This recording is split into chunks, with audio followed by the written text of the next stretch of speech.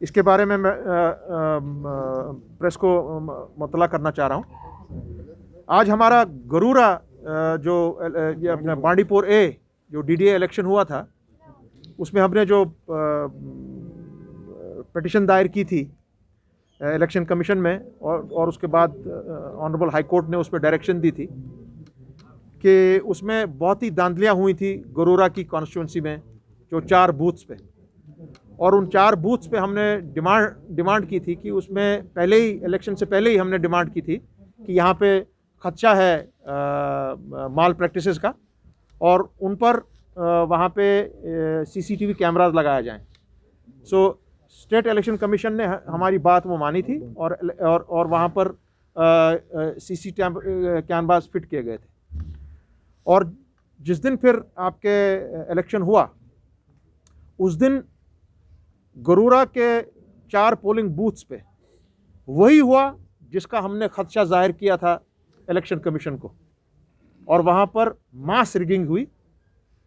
और खैर, जिस दिन वोटिंग हुई, वोटिंग में जो एएनसी के कैंडिडेट थे, गुलाम मोहिद्दीन भट्ट साहब जो मेरे साथ बैठे हैं यहाँ पर, वो लीड कर रहे थे पूरे बांडीपुरा ए कॉन्स्टिट्यूंसी में by 752 votes right up to 2 PM।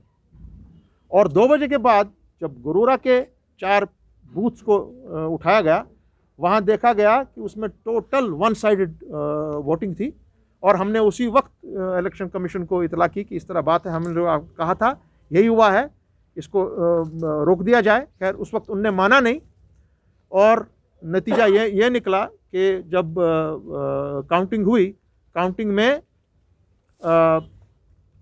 जो इसके अपनी पार्टी के कैंडिडेट थी, उसको डिक्लेयर किया गया। ठीक, तो हमने इमीडिएटली फिर रुजू किया इलेक्शन कमीशन को, अथॉरिटीज़ को, जो अपीलेंट अथॉरिटीज़ थी, और हमने केस दायर किया, और हमने डिमांड की कि ये सीसीटीवी कैमरास को देखा जाए। और उस डिमांड को लेकर फिर हमने ऑनरेबल हाई कोर्ट से डायरेक्शन मांगी, और डायरेक्शन ली, और फिर हमारे अपीलेंट अथॉरिटी को फिक्स किया गया, जो हमारे ये हैं एडिशनल डिविजनल कमिश्नर, उनको अपीलेंट अथॉरिटी बनाया गया। और कोर्ट ने डायरेक्शन दी कि ये जो हमारी ये सीसीटीवीज़ हैं, इनको प्रिजर्व किया जाए।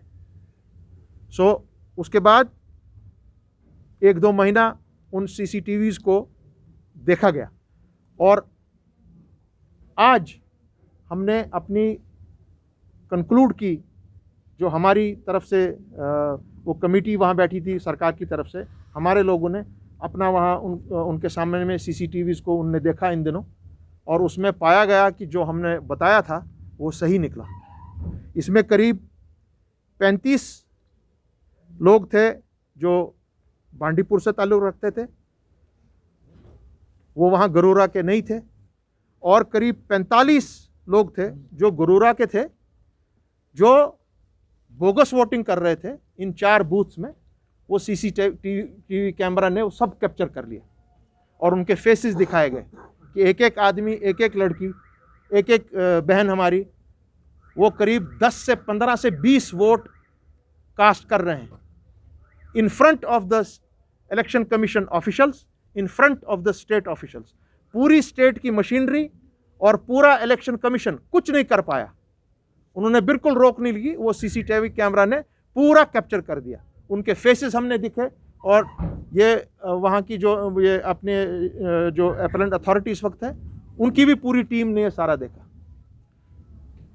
और इसका नतीजा ये निकला कि आज फाइनल हियरिंग थी इसकी।